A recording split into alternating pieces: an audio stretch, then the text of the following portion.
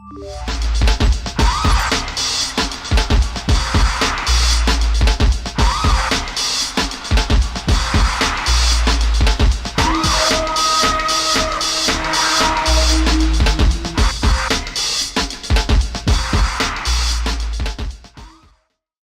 the next all-new episode of My Adventures with Superman.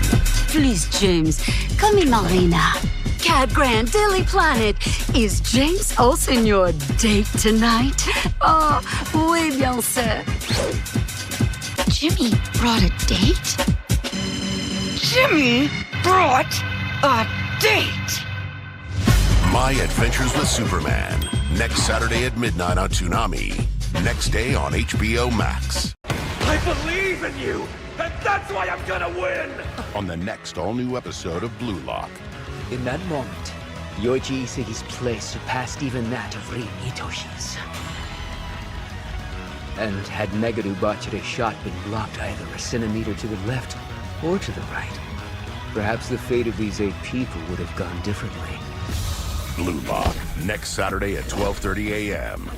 Only Toonami on Adult Swim.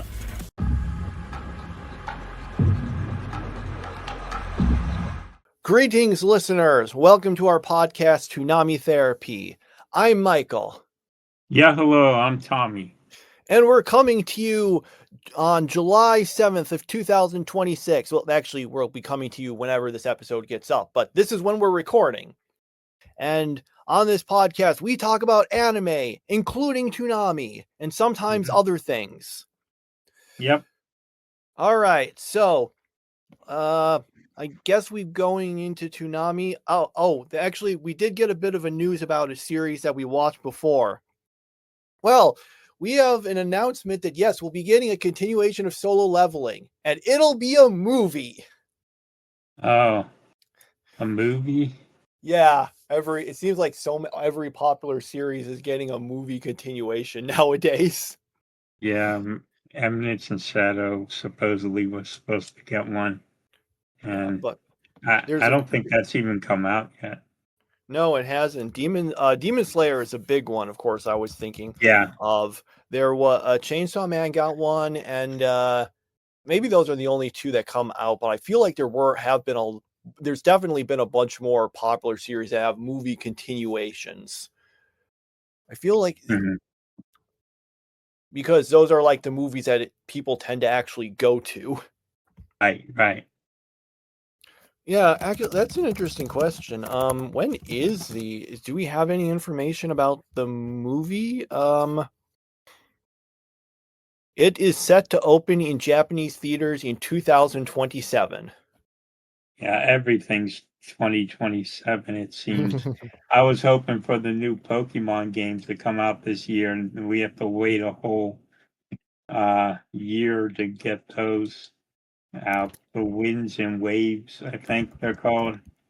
Yeah, I think that was it. 2027.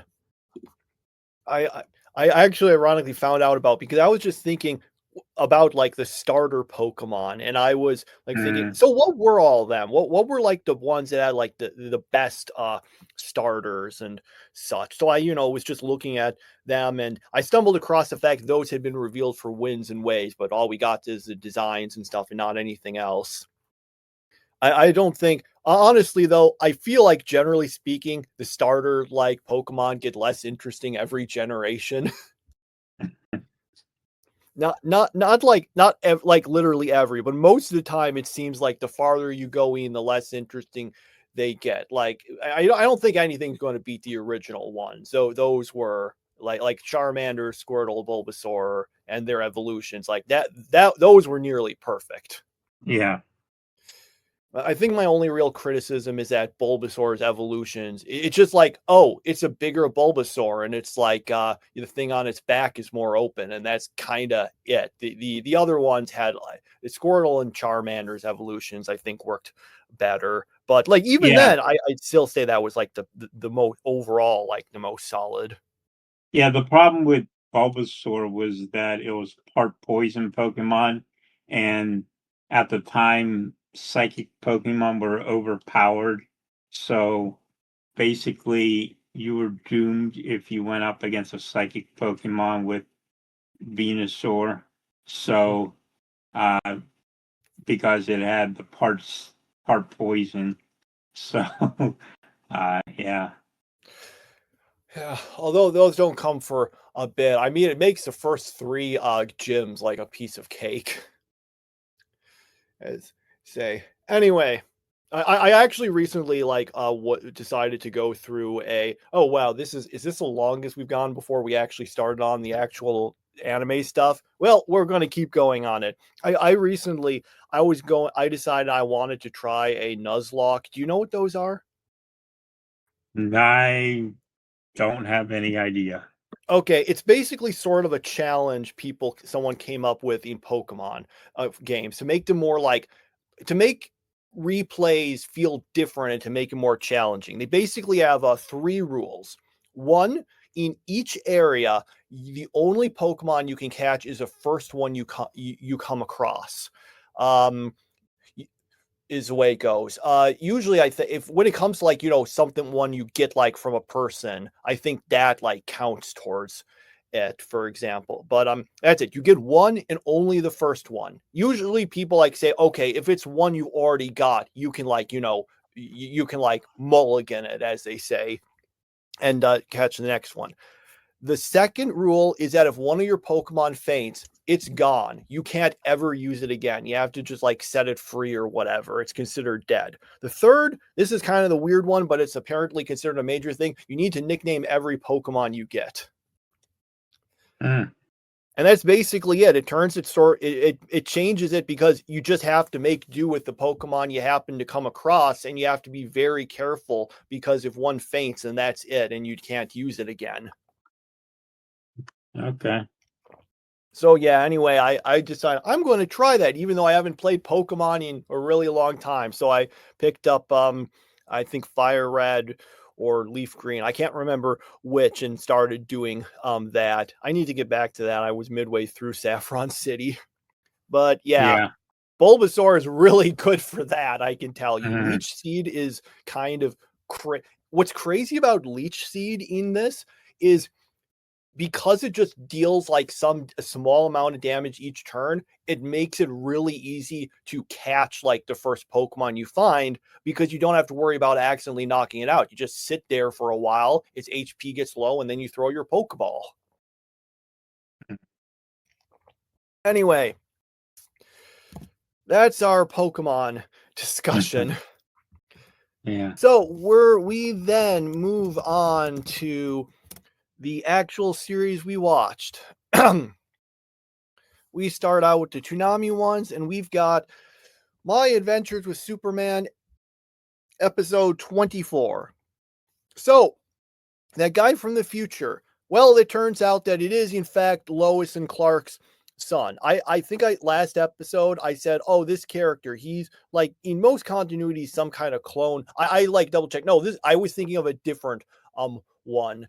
But this one is in fact in the comics when they show up, at least in some continuities. Yeah, their kid. So he shows up and is just like, hey, mom and dad, and he's all wacky and stuff, and they spend a bunch of time them, and Lois seems to be the only one who starts thinking, so why are you here? What for some reason doesn't like actually press the subject. Mm-hmm. So we can basically get an episode of wackiness outside of the fact that what's his name? The bad guy, the sort of cyborg Superman. He turns against Lex and goes all like especially evil and starts causing destruction. And then so the good guys have to go and stop him. And then Jonathan, that's his name, is saying, oh yeah, by the way, the whole reason I came back was to stop him. And I don't know why he didn't mention it before. Maybe he just wanted to have some fun first, but whatever. That's our episode.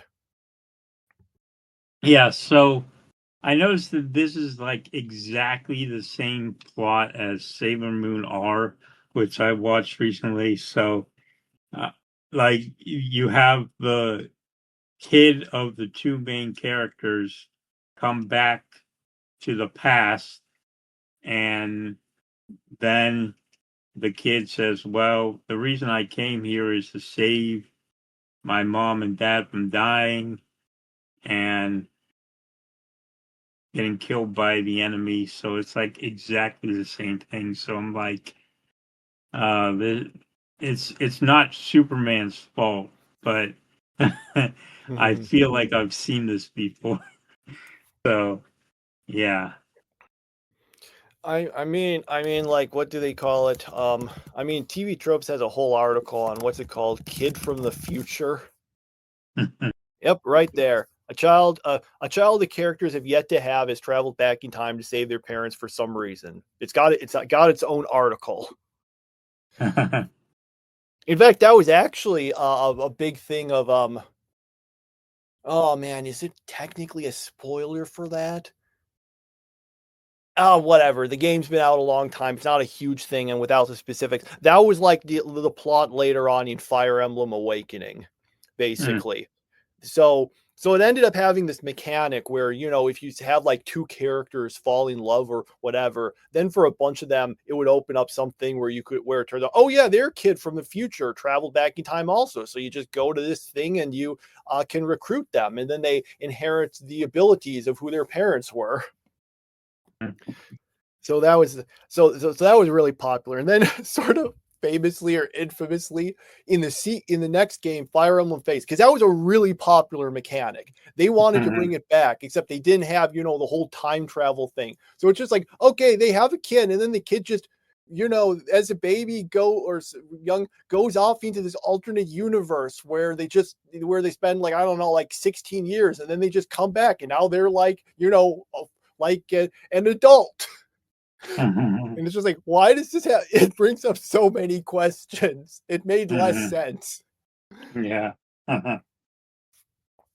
Okay, so yeah, that was my adventures with Superman. It was a decent enough episode, even if I do feel like the question of, wait, so why are you here, feels like it should have been pressed by more of the characters.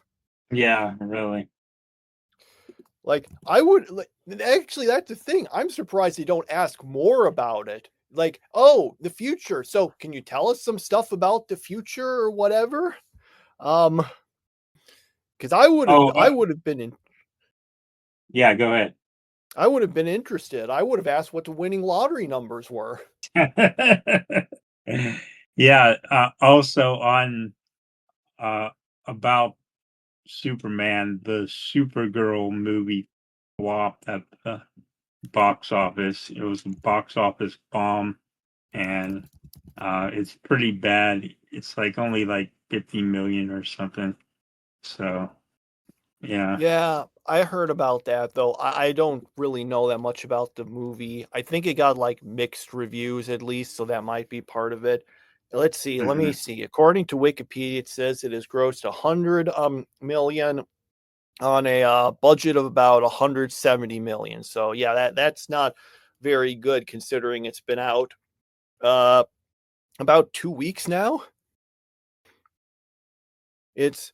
I mean, there are some cases where something does badly, but then maybe, it's got really long legs, as they say. That doesn't seem to be a case here. That was the case with Elemental, though. I remember that. Elemental, a lot of people were saying, oh, this is a total flop. But then, it had long legs. People were like the amount did not drop as much as it often does in successive weeks. And it ended up not being like a hit or anything, but they probably at least broke even on it. So yeah, that one didn't do so well. I don't know the specifics of it, but yeah. All right. Anything else? Nope, that's it. All right. We've got Blue Lock episode 21. Okay, so we've got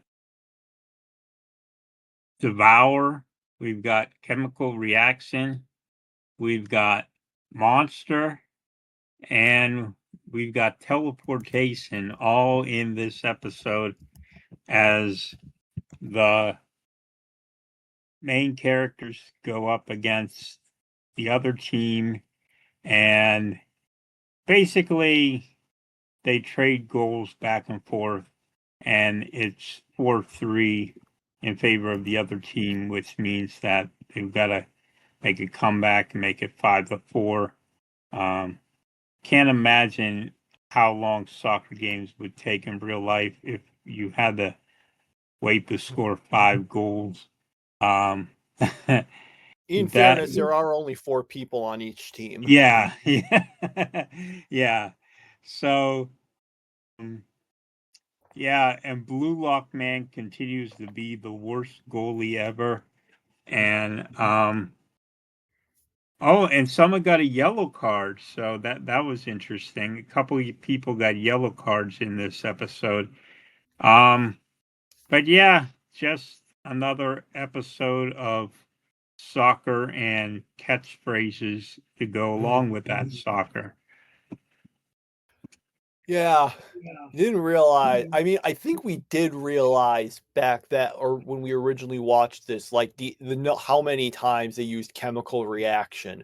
But watching it again, you can see it's not just that; it's also Devour and all of the others.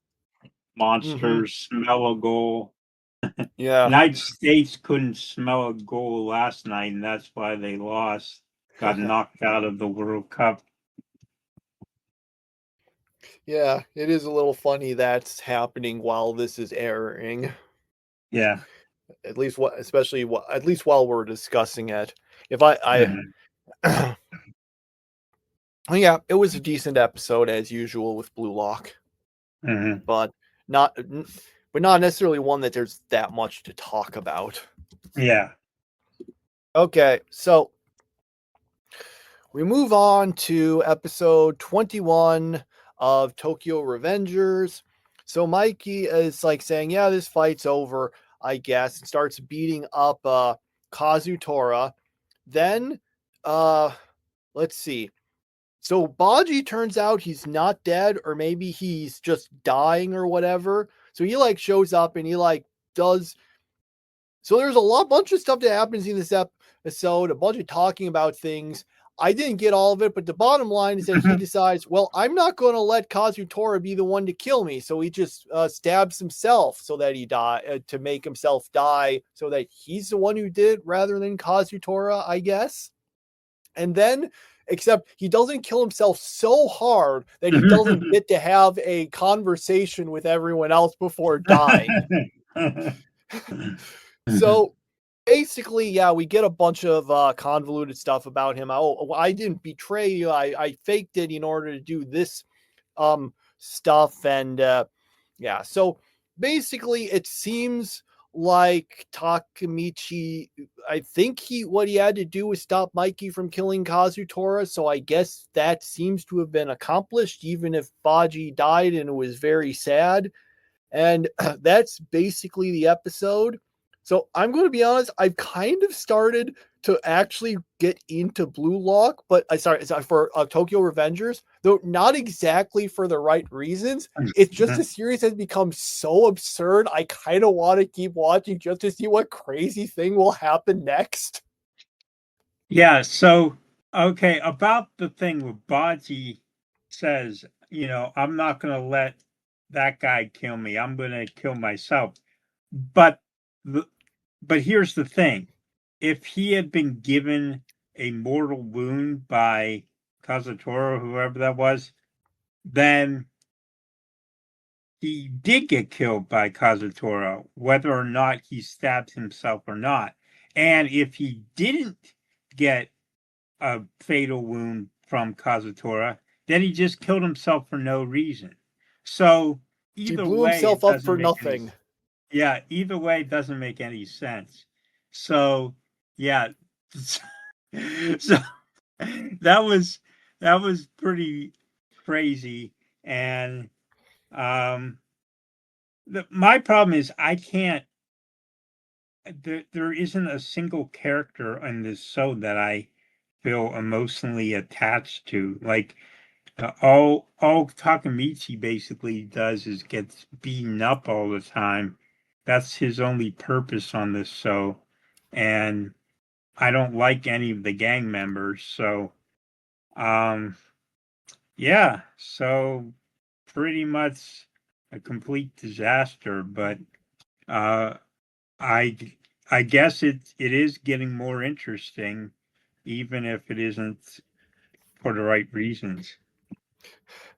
Yeah, I am just struck by it is especially funny that they're like, oh, it's a mortal wound, so I'm going to kill myself so you didn't kill me. I'm thinking, like, are you a doctor? Why do you think it's a mortal wound? If you're able to get up and like be walking around, you're probably like, it depends on a lot of things, but you probably are in a decent enough health that, if you get a doctor quickly, you get an ambulance or whatever, or take them, you probably would be okay, I would think. Now, I'm not a doctor myself, but it still seems like that's something that you could theoretically, that there would at least be a reasonable chance. And he especially doesn't seem to be that bad if even after that extra wound, he's still able to have the big heart to heart with everyone.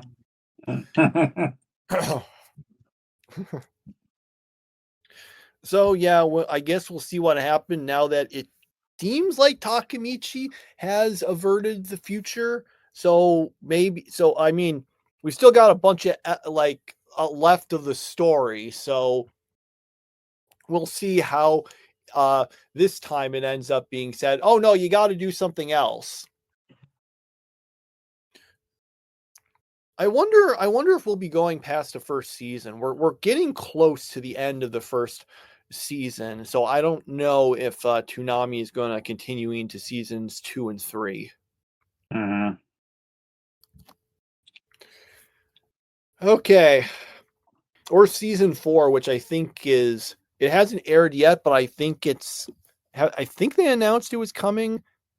It's coming It is set to premiere in 2026. Okay, but when?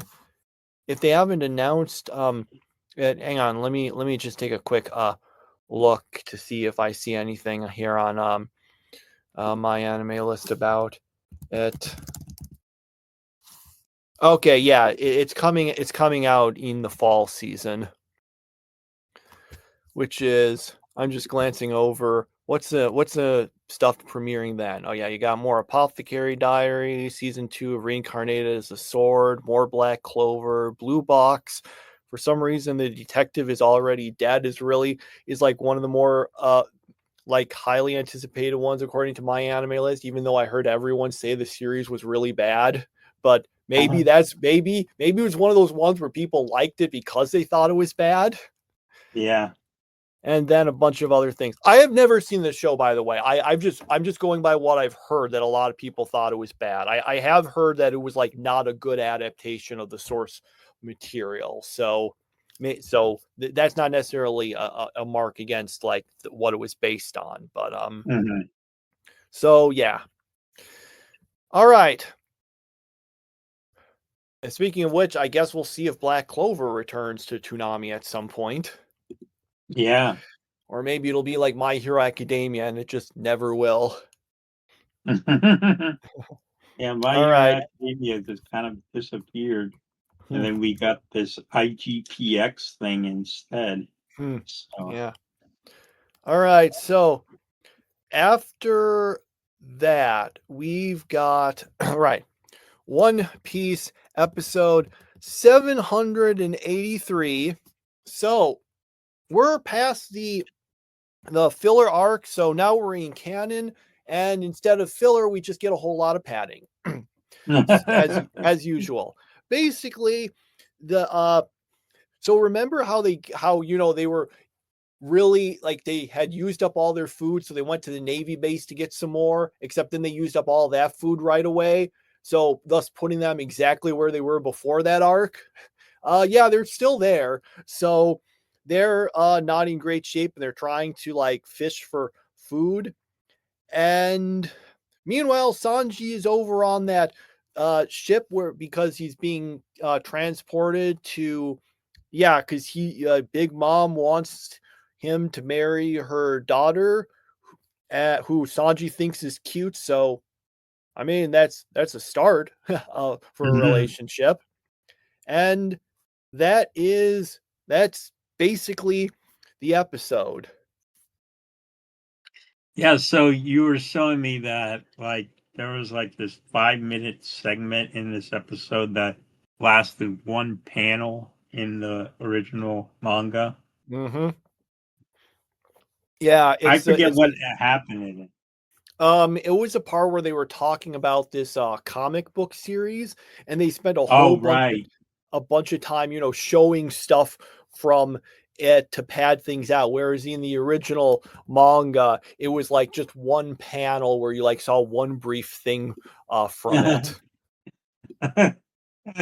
That was great. Yeah, that was padding at its best. Yeah, the whole. I mean, yeah, it's a One Piece anime, so you just deal with it. Yeah. So yeah, but still, there's times where they just like have. A lot of times they might just use reaction shots, but then there's stuff like that where they just really pad it out. I remember also there's that other time that was really big where in the manga there's just like it takes up like a third or a fourth of the page, and it just like mentions how Kinemon and who's the other person? I can't remember. They just say, "Yeah, we're not going to be able to climb up this elephant today. We'll do it tomorrow." And the anime, pads it out to like 4 minutes of them failing to do it before deciding to give up. Yeah.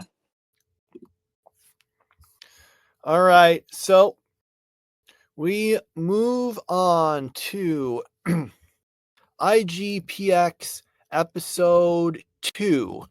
So in this episode, well, I kind of feels a lot of it is the same stuff from the first episode, in that they're racing, but then they're not doing the best. Well, hang on, because even though it seems like they're good, they're not great at actually working with each other, which is causing them to not do so well. And so yeah, that was like the main takeaway I got from the episode. Yeah. I think I fell asleep during this episode. So, yeah, this is part where I tapped out and I was like, and then I watched the end of it, and the guy who had the voice, who's exactly the same as Spike Spiegel and Tom from Toonami, and yeah. The funny thing is that because the person who's a narrator on the show is the same voice as the one who like does a bunch of those Toonami bumpers and stuff, I like at this when the show starts and they're like giving the recap, I don't even register as the show starting. I think, oh, okay, so it's like a bumper or like ad or something. Oh, wait, it's the actual show. Mm-hmm.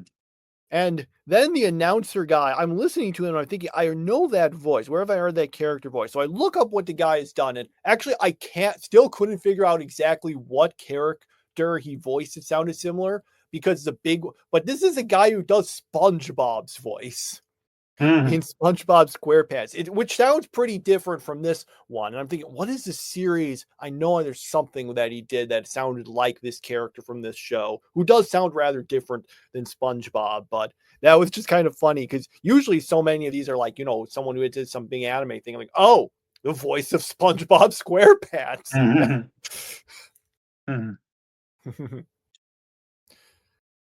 All right. Anything else to say?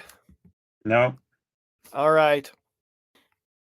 So we're done with the Toonami stuff. So we'll move on to the non-Toonami series we watched. So we've got Classroom of the Elite episode 5.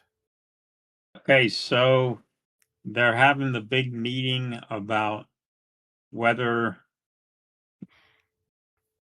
is his name, what's his name again? Saji? Pseudo, I think. Pseudo, okay, yeah.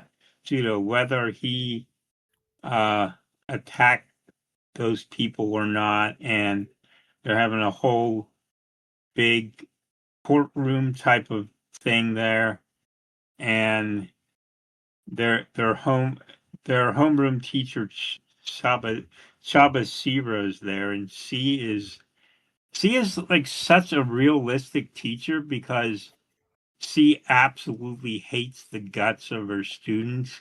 And I'm like, yeah, that's like so many of my teachers I've had. A teacher who just completely hates her students. So I commend them on getting her character right. Um, they are looking for evidence, and there's not enough evidence to convict, and then they're gonna come to a resolution, and then the one girl's like, no, no, he didn't do any of this, and I'm gonna prove it, and that's pretty much where the episode ends. Yeah. So yeah, most of the episode is just them trying to get this girl who did witness it and had some proof because she basically was taking pictures of herself. Here's like the weird thing. So she's doing it because she's like basically some person who like posts stuff of herself online where she's not wearing much. So that was, I guess, our fan service for the episode. But why did she feel the need to like reveal? You don't have to reveal that to anyone. The only important thing is that picture you had where you of yourself where those other guys are in the background to prove that you witnessed it. That's all. You don't need to show like the picture of you in the bikini or anything. It was very weird because there's that element to it, and you're like, you don't need to reveal this. You just need to show this one picture. So that like felt like a weird forced bit of fan service. The really weird part though is when what was it that Ayana Koji does to oh man, I'm so bad at remembering names. The black-haired girl in the middle of the meeting to like do something. Did he like Susan. yeah, did he like just outright tickle her or something? Was that what he was? He does something like that, and that just like makes her focus. And it's what's now that's a whatever thing. What's weird is that no one comments on how completely weird that was. Everyone just moves on as if he hadn't like poked her, like whatever that you eat. I can't remember exactly. That was really weird.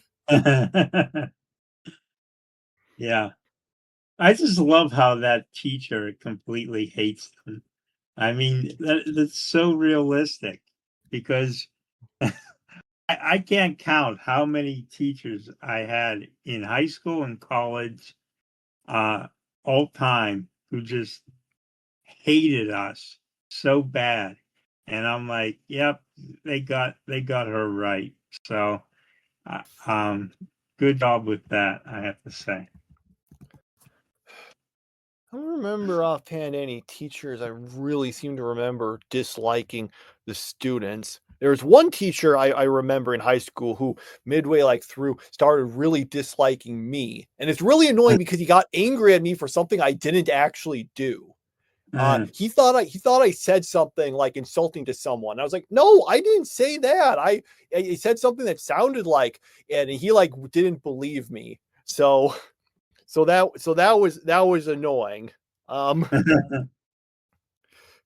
I always meant to like literally years later go back there and tell him, "Hey, I was telling the truth. You were wrong." Because I mean, and just say like, if you don't, why would you? You might as well believe me. Why would I come here years later to tell you this and not for that? Except, but then by the time I was actually like bothering, it looked like they didn't work at the school anymore. So I've been sometimes wondering, should I like just look them up and send them a letter about it? An email. Find their email and send them an email. Yeah, I probably won't. But that was actually one of the most annoying things I had in that happened to me in school. The fact they just got so angry at me and like were treating me poorly because of something I didn't actually do, but they thought I did. Anyway. So moving on from that, we've got an observation log of my fiancée who calls herself a villainess, episode 5. Okay, so what's going on is Hironia, who again is also someone who got isekai'd and is is now like, trying to start rumors, made up rumors and do about Bertia to make her look worse, which only seems to sort of be working against some people. There's a bunch of Cecil like just goes off for a few months and then comes back. And then there's we do apparently indicates Heronia might have been hypnotizing people somehow. The main thing I remember from the episode is the one where Bertia is trying to make herself look bad by telling off Heronia, but then everyone thinks that she's like a super nice person by the way she does it. Mm-hmm. And then the big cliffhanger, I guess, is that we find out she fell down the stairs. Well, good thing this isn't a One Piece flashback, or else that would be lethal.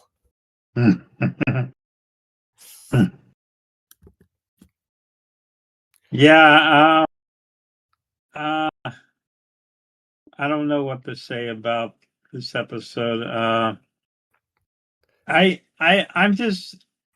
don't think I hate the show. I just hate that Prince character because like he seems to act like he knows everything, and he just gets under my skin. So I don't like him too much, but I like the interactions with Bertia and trying to be the villainous character. Which, by the way, someone said that May I ask for one final thing is like a villainess. So I didn't know if that was true or not. It depends on the problem is villainess is a term that has just become so like expanded because originally a villainess series was just one that had the premise, okay, I have been somehow reincarnated into this alternate world, into this world that is just like this game I played, except I'm the villainess character and I got to prevent and bad stuff happens to her. So I got to prevent that. And that's basically what the term originally meant. So, you had all like examples. The first big one was my next life is a villainess. You got I'm the villainess, so I'm taming the last boss. You got the most heretical last boss queen. You got villainess level 99. You got I could go on. There's a lot of these. I think I had a list somewhere of all the ones with just that. Do I No, I don't think I have it offhand, but there's a lot of them. Anyway, let's see. From bureaucrat to villainess. I'll become a villainess who goes down in history. Yeah, that's all of those. And so then some people also would use the term kind of what I would generally call like maybe villainess adjacent. It's a series where someone actually was a kind of bad person, and then they got warped back in time, and then they try to like redo things. Like Tier Moon Empire was that. Dr. Elise was one that did that also. I think there's some other ones. And then at some point, villainess got used to just describe series where there's some like a female character who unfairly gets broken up by like the Prince character. So under that sort of thing, yeah, May I Ask for One Final Thing is a villainess series because the guy's a jerk and like breaks up with her in front of everyone. So that's one. There was also this one series, Seventh Time Loop. The full title is Seventh Time Loop. The villainess lives a carefree life engaged to her worst enemy, which is, by the way, not very accurate because it says villainess, but no, she's not a bad person or any thing. And she doesn't live a carefree life either. It's really because there's all this other stuff. I guess engaged to her worst enemy is kind of it. It's about someone who in the seventh time loop, because they keep dying and like coming back, and they do different things each time. And the same time, each time she ends up getting killed by this one guy, and then in the final one, she sort of ends up engaged to him. So there's that. Anyway, so people call that villainess, even though again she wasn't like a villainess at all. She just, I guess there was kind of a time loop there. And then once my Ask for One Final Thing is just like, yeah, it's just it's like not even the time loop. At this point, it's just okay. Did like a prince or a guy decide to rudely break up with you in front of a whole bunch of people? You're a villainess series now.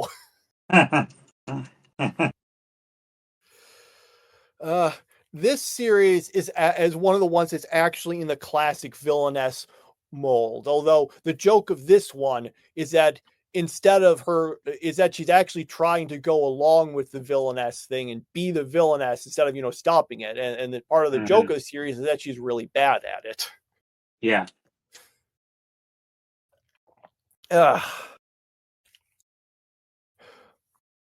So yeah, actually, one of the series. This is a fun. One of the series that's coming up to air this season is called "Though I Am an." What's the full title? Because the full title is a mouthful. Yeah, it's the full title. Though I am an inept villainess, tale of the butterfly rat body swapping the maiden court. This one is the weirdest one because it says at least calls villainess in the title, and none of this regular stuff is true. It's not like some big breakup. What happens is that this one person who seems to sort of be favored by like the prince or whatever, the emperor, gets their body swatched by someone else who's less favored, and that's what it's kind of about. Is that person tries to take advantage of the new status, and the person who took their body did that while the other person is in the lower status. So that maybe it counts as a villainess or not, but it's got it in the title. So that I don't even know what the term means at this point.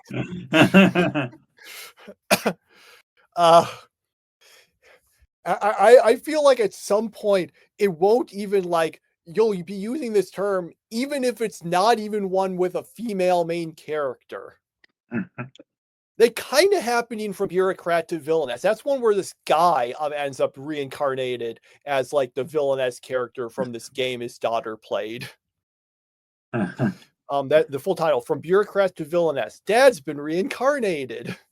Is Raeliana a villainous series by this definition? With how broad it is, you could easily call it one.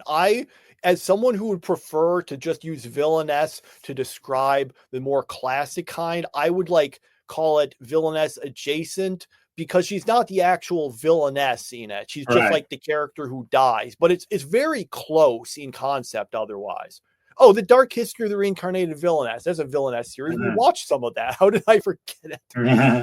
Yeah. Maybe it's because there's so many of them, like I said. Yeah. All right. So, back to the episode we were actually talking about. I think this episode, I like the part where she's trying to be like the villainess character, but the way she says it, everyone misunderstands her and thinks that, oh, she's such a nice person. And that was funny. The rest of the episode was, okay. I've heard that the second half of this series is better than the first half. So we might see an increase, things getting more interesting soon. Okay. All right, moving on to the Klutzy class monitor and the girl with the short skirt, episode 5. Yeah, so basically tomfoolery all over the place. We have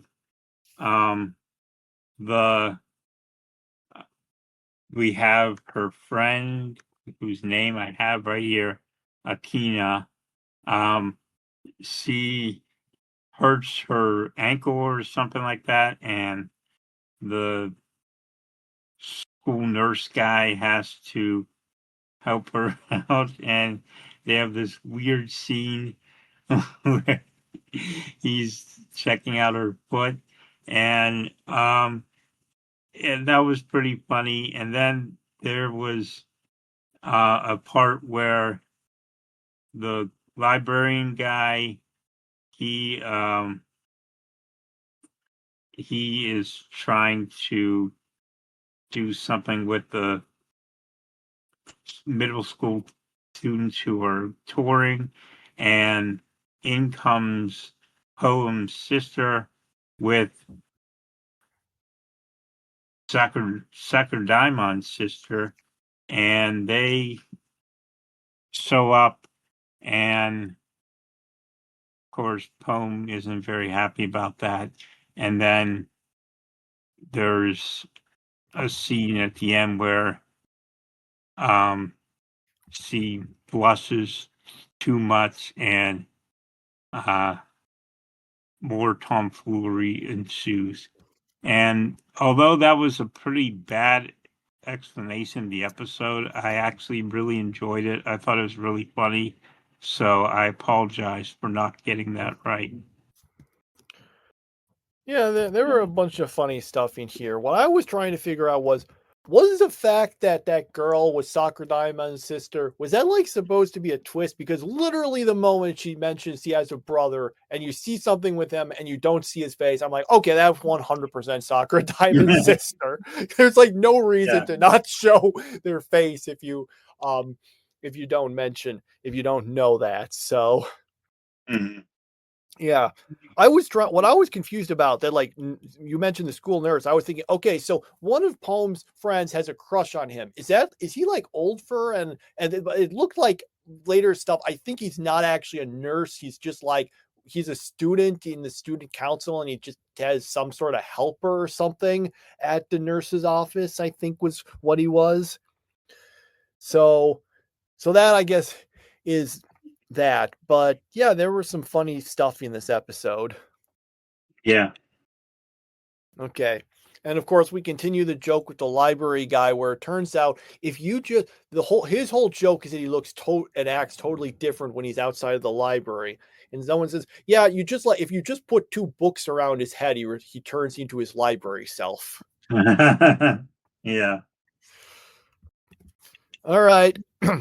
So we are on Liar Game episode 5. I only hope I can remember this episode. I had a weird experience with this episode. So I watched it. Well, and then later on I'm thinking, wait, I'm having trouble. What point did this episode end on? I remember some stuff, but it just kind of, what happened? Did it just peter out or something? Then I check and I realized, oh, I didn't watch the last third of this episode. I must have like forgotten or something. So yeah, finished it. Except now I'm trying to put that back third in with the first 2/3. So, all right. What happens basically is the team is like, once again, the plan is they'll have 8 people. Half of them will vote one way, the other half will vote the other way. That way they will guarantee that one of those will continue onward. They'll just keep doing that each of the voting thing until until it's just one of them left. So they agree, yes, we will split the winnings among us. So they do that, except the first thing is, what's the best way to explain it? Basically, it's almost even, which is what Akiyama mentions is like kind of like considered the worst scenario because it means that it could go on longer. And then it happens again, and he like mentions, yes, this is a worst scenario. So it's just him, one of the people in their group, this other guy, and then this guy in sunglasses who now is suspicious of, and now it's out. But then they go to the final round thing. Now just decides, well, I'm one of the main characters. I should probably be present for this, right? So she just goes and is let in to watch everything. Yeah. Which, by the way, that's a change from the manga, because in the manga, I saw people mentioning this. I was wondering if I was misremembered. She's not there. She finds out everything that's going on because, like, it's mentioned to her like on a phone or something. And she's like outside of it also, not inside. So the anime decided, why not just have her be in there with everyone to have the reactions? Anyway, long story short, that one of the remaining woman who was part of their group, and she's like, haha, I'm actually a guy, and was the one who took all that money there. Like, I've been tricking you and blah, blah, all this stuff. And then mentions that because they didn't use their actual name on the contract, it's unenforceable. I don't know if that's how it actually legally works, but and then it's like just announcing, yeah, I've in disguise, and now I'm going to get all the money because I tricked Akiyama. And well, they make a very rookie mistake when they're going on about this, because they're gloating about their win. when Akiyama's vote hasn't actually been revealed yet. So that's the episode's ending. So presumably he's going to be like, haha, I outthought you. See how I voted differently and that kind of stuff. And that's the episode. Yeah. Aside from the fact that it was very obvious from the very beginning that she was that player X or whatever, eater X, being X. And so, yeah, so that was obvious from the very start. It's like, okay, we know what's going on here. And so that I figured that one out pretty quickly, but I thought the entire episode was very enjoyable, and yeah, I like this episode a lot. Yeah. Yeah, it was interesting. And although the series has always kind of left it a bit ambiguous. That character who like is like, "Hi, I'm a guy," except I think they say, I guess you could call me femme presenting, but you can call me whatever you want. They say something like that. What exactly what we're supposed to see them on? I don't think it's completely clear in the series. It's not like, oh, are they just like a cross dresser? Are they actually transgender? Are they just someone who like switches or whatever? Never made entirely clear. I just remember reading the manga where they like did not even different groups literally render like refer to this character as different genders. It was like scanlation groups. That was a bit of a flashback. So in case anyone was wondering, that's my point there. And yes, yeah, this was a decent episode, I thought, even if some of the twists were kind of predictable. Okay, anything else? Nope, that's about it. All right. So we've got Akane-Banashi, episode 5 is the last one. So Akane is able to pass the midterms, but then has a career counseling session with their teacher, and she's saying, I want to be a Rakugoka. And the teacher's like, yeah, that's not really that great of a career path. You need to choose something else. But she wants to just choose that. Anyway, they kind of argue a bit about it. Eventually, someone convinces the teacher, oh, just watch a Rakugo performance. So she sees Akane and it's like, yeah, well, I guess I'm won over now, and says, yeah, I guess that's okay then. And yeah, that's essentially the episode. Yeah. Another case of the teacher not really liking the student, but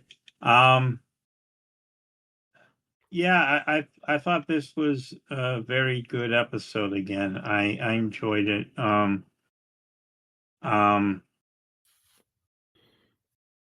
Yeah, I don't really have much to say about it. I just liked it, that's all. Yeah, it was okay, although it did kind of, I think my problem with it is that it felt like it just suddenly introduced this new obstacle, and then it was just like, yep, and now it's all cleared and done with. So that was it felt, I guess, a little bit unnecessary on the whole is the issue I had with it, but it was still decent.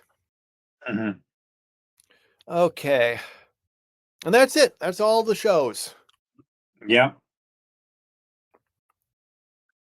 Okay, shall we pick our favorites? Yeah. My picks are Blue Lock and Clutch and Skirt. And my best girl of the week is Akina from Clutch and Skirt. Okay, for Toonami, it's Blue Lock again. For non-Toonami, this one is a tricky one, because I kind of feel like all the shows took were, you know, some of them were decent, but they didn't feel like they were up to their greatest episodes. Remember, like before, when I was saying at the start of this, it's like, oh man, I'm watching these shows right away and stuff. And but that's just a honeymoon period. I think we're past that now. So we're kind of at the point where I'm still interested, obviously, but it's not like quite as much like an immediate need for me to keep watching them. So for me, I guess. I feel like there's something about this episode of Klutz and Skirt, because there was a bunch of fun stuff there, but I feel like there's something that annoyed me, but I can't remember exactly what it was.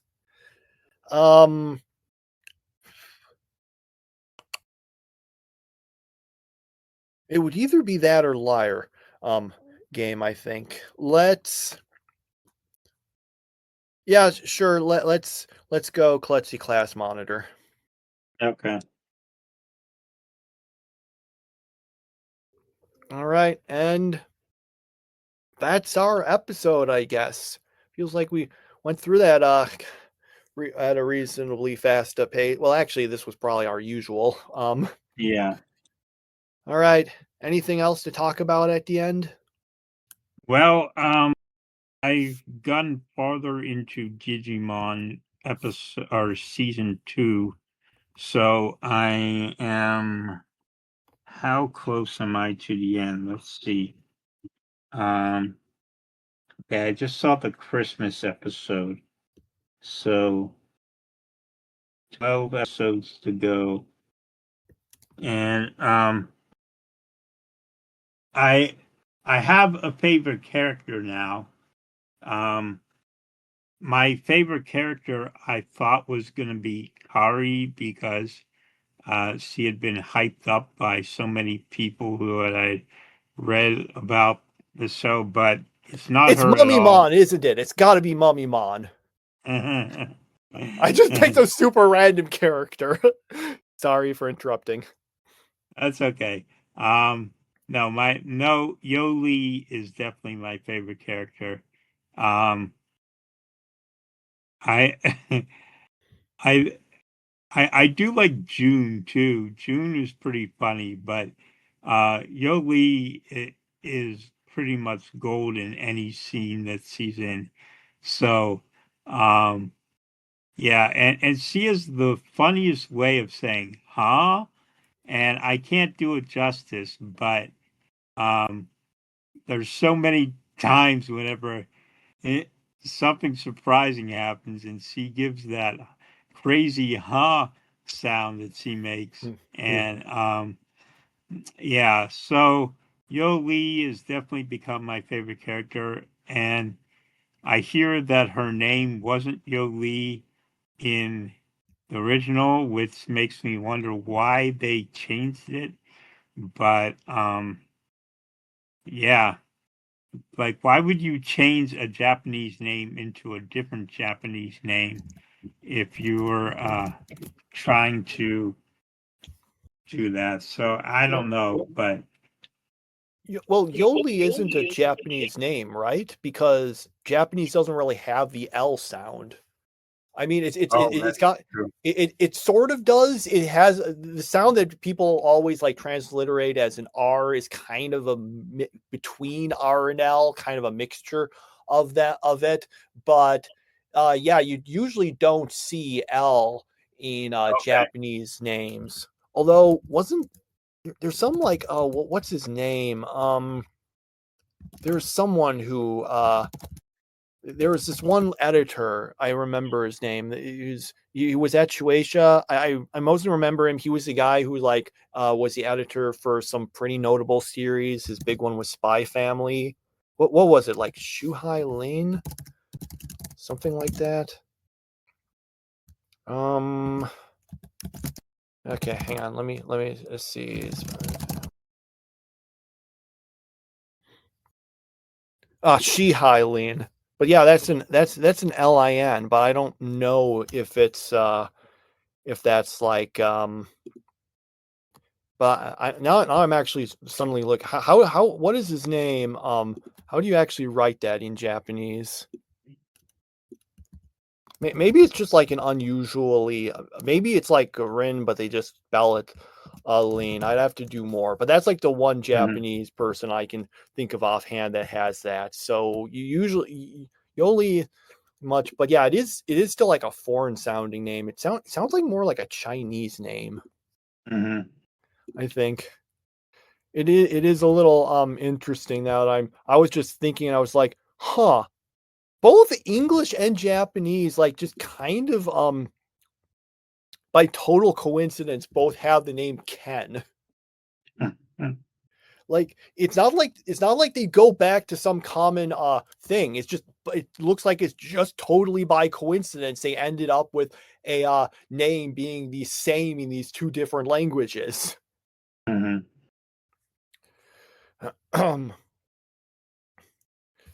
So yeah, what was Yoli's original name? Now I want to look it up. I think it was Miyako. Yeah, Miyako.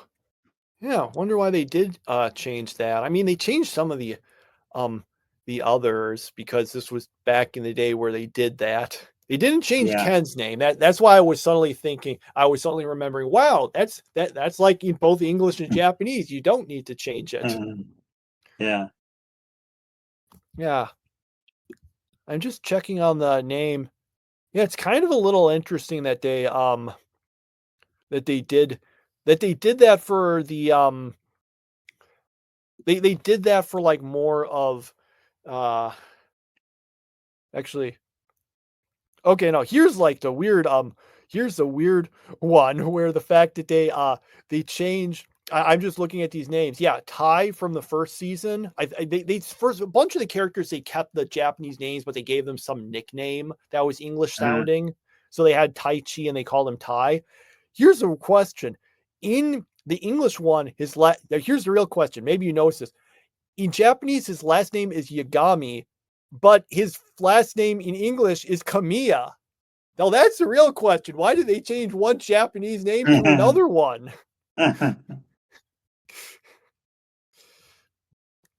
So that's my question. You can't even like say, oh well, maybe people thought Yagami sounded like, Light from Death Note. No, this came like years before there ever was Death Note.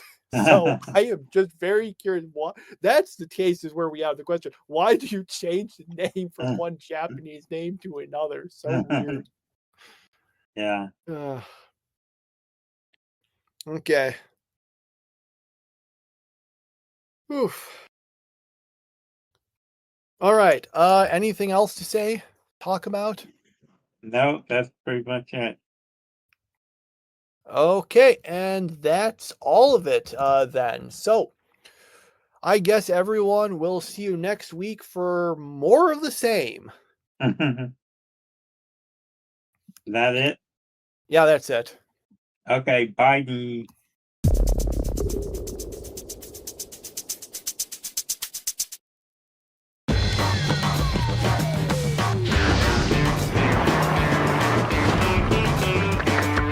Greetings and welcome to Cartoon Network, the world's most animated destination. We're home to countless characters like superheroes, happy campers, imaginary friends, rock stars, the Grim Reaper, and where was I?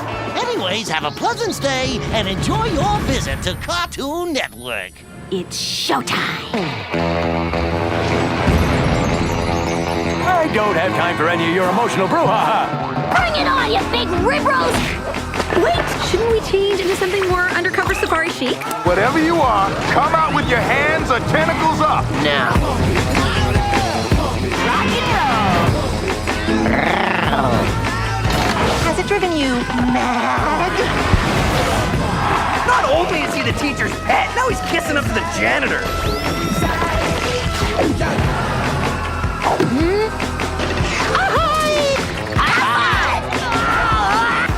Oh, that's wonderful.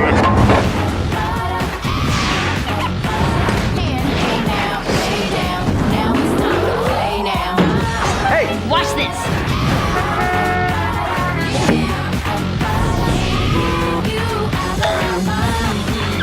Trick or treat!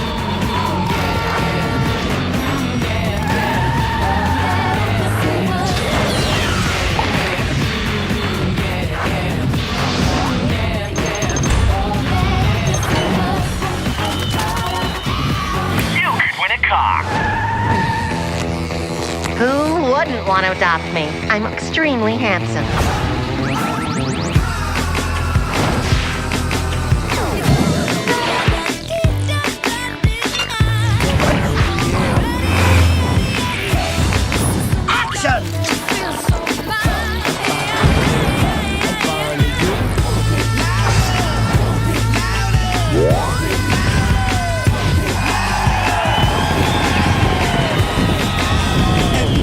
Come on, baby, do it.